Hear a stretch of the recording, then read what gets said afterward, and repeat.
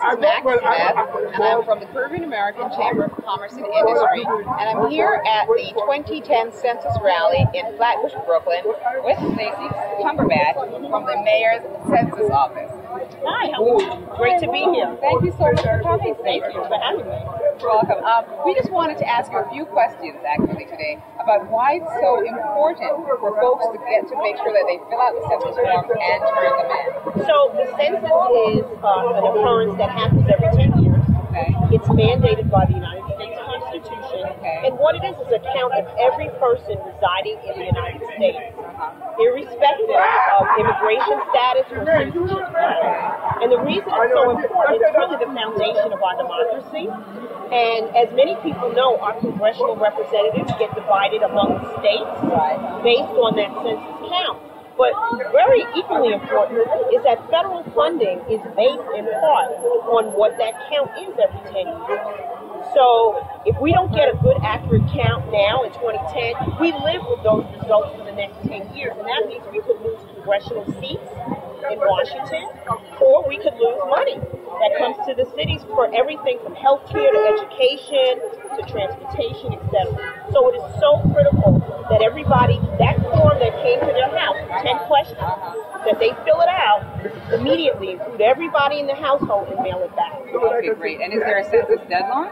Well, the deadline is April 15th, and so from now until April 15th, we have 2 weeks to make sure that that form gets filled out. Now, many households here in Brooklyn received a second form. Okay, and why is that? And because this is considered a hard-to-count area, meaning that people are reluctant to fill out the form. And there are a lot of reasons. And what do you think those reasons Some are? of the reasons are people are fearful about their status, their immigration status. But again, the form asks nothing, absolutely nothing about immigration or citizenship status.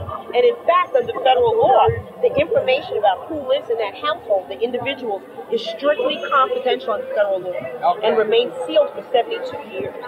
And the Census Bureau and its workers, they could be fined up to $250,000 or in prison up to 5 years if they ever disclose that information.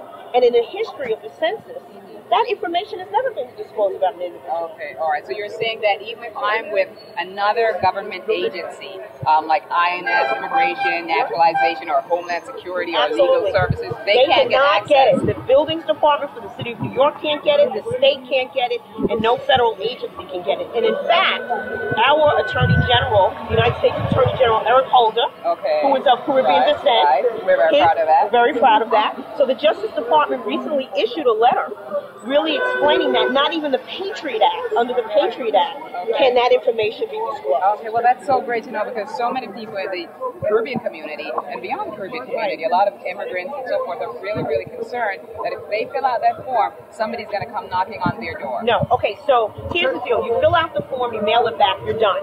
It literally takes about 10 minutes.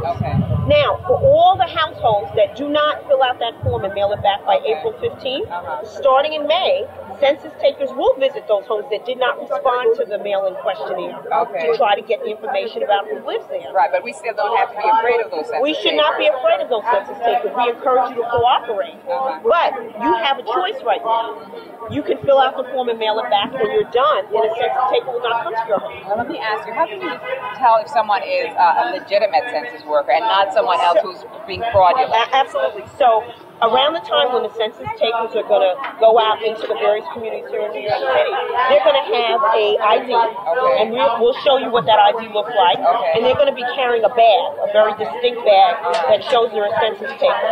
Obviously, if anyone suspects that someone's not a census taker, they should not open their door. They should exercise the normal caution they would always do, and they can call a number to verify whether that person is in fact a census taker. So they can get their name and so on. Absolutely.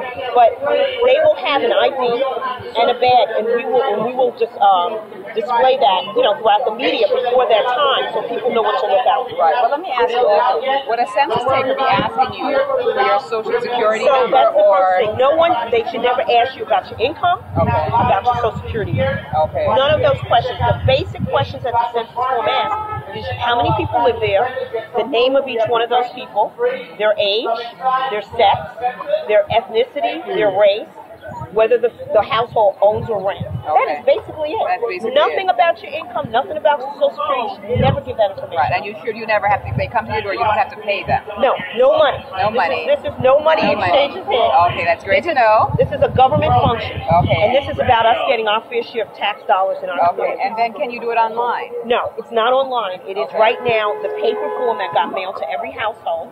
It got mailed to resident and an address.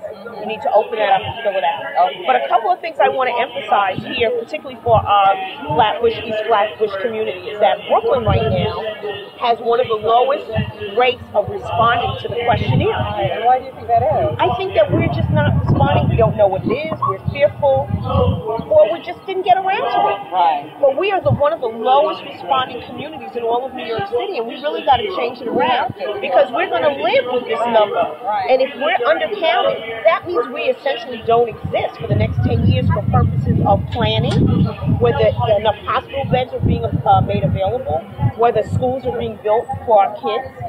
Because we didn't get counted. That information is used for planning. Right, and I think that we have that power in our hands. If we fill out the form, how long does it take? It literally should take 10 minutes. 10 minutes. And if we don't fill it out, then we're really causing a disservice for our community. Absolutely. And I also want to emphasize the reason that the form asks about ethnicity and race, that's to enforce the Voting Rights Act. Okay. The protections that gave minorities the ability to have elected representatives, as well as the Civil Rights Act to protect us from discrimination. That's why that information is gathered. It's very important. Okay. All right. Well, that's wonderful. Well, I think we know that the census form is vital, important to community, that we have to fill out those forms if we want resources.